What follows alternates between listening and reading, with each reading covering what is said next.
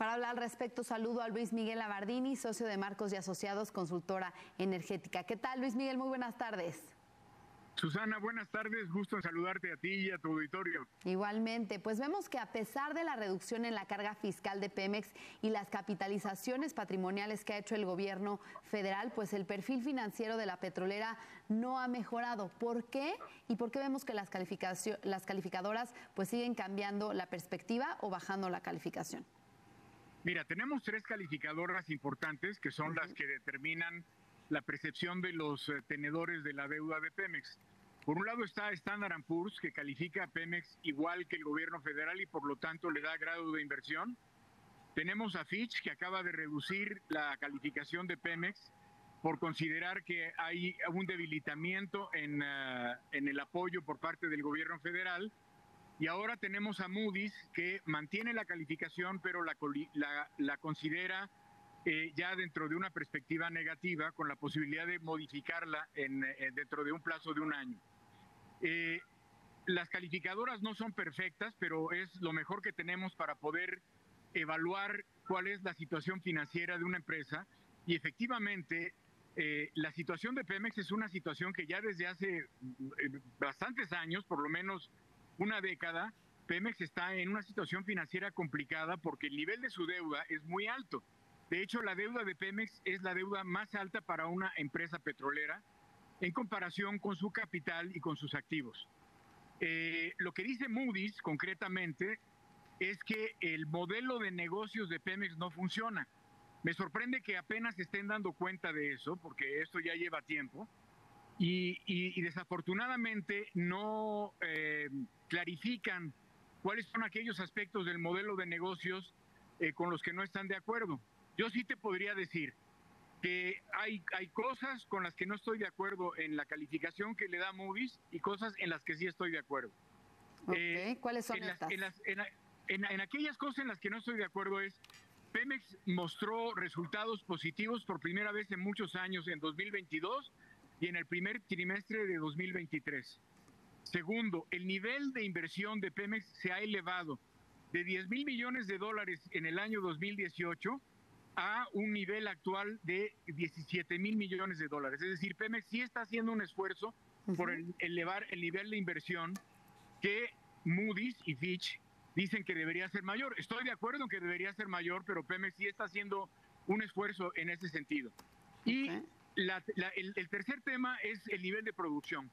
El nivel de producción se ha logrado estabilizar e incluso ha aumentado, digamos que de alguna manera por dos campos. Uno se llama Keski y el otro se llama Isachi, y estos dos campos están produciendo aproximadamente 200,000 barriles diarios de condensados, que el condensado es un hidrocarburo que incluso vale más que el crudo. Es decir, Pemex sí está haciendo un esfuerzo. El problema es que Pemex sí tiene una situación crítica en materia financiera.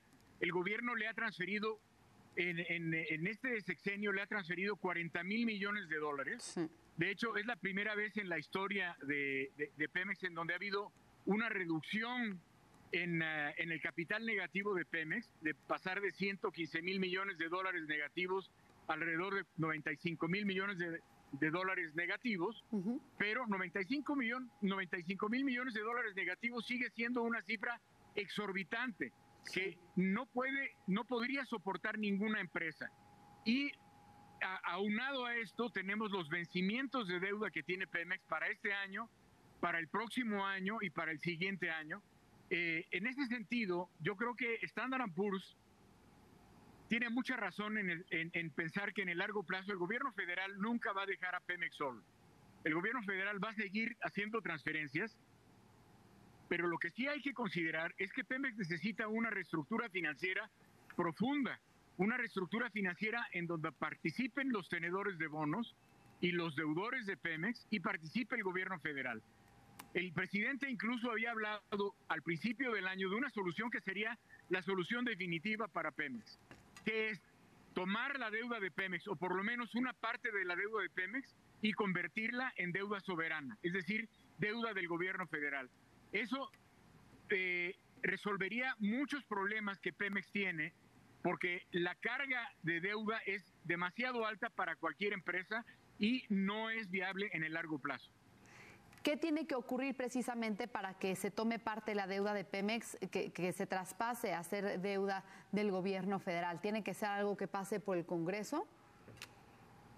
Sí, no necesariamente.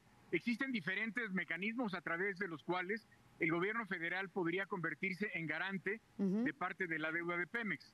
Lo mejor sería que pasara por el Congreso, porque son recursos de la nación. Sí.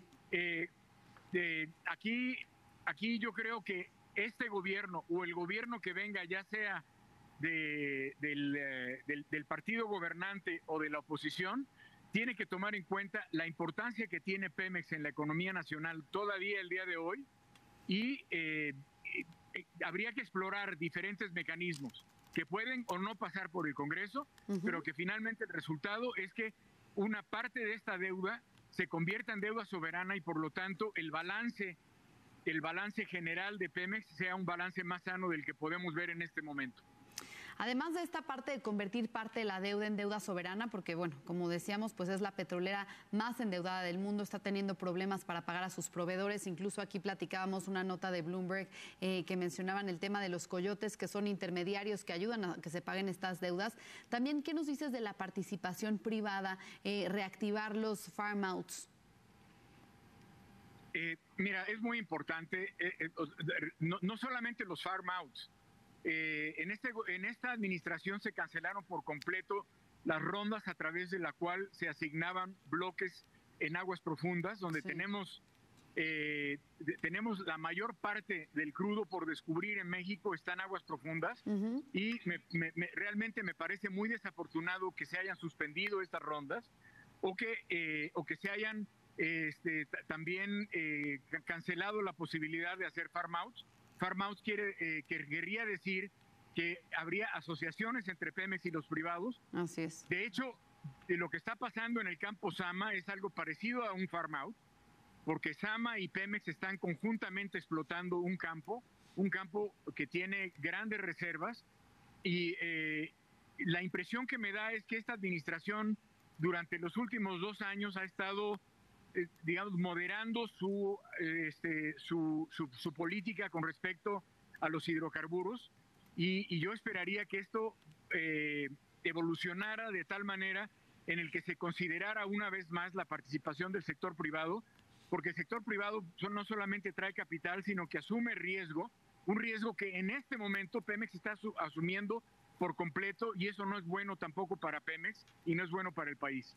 Bien, pues muchas gracias Luis Miguel Labardini por este análisis tan interesante sobre pues la situación de Pemex. Ojalá que viéramos algunos de estos cambios todavía en este año que queda de esta administración. Sin embargo, se antoja difícil ante el cambio de gobierno que viene.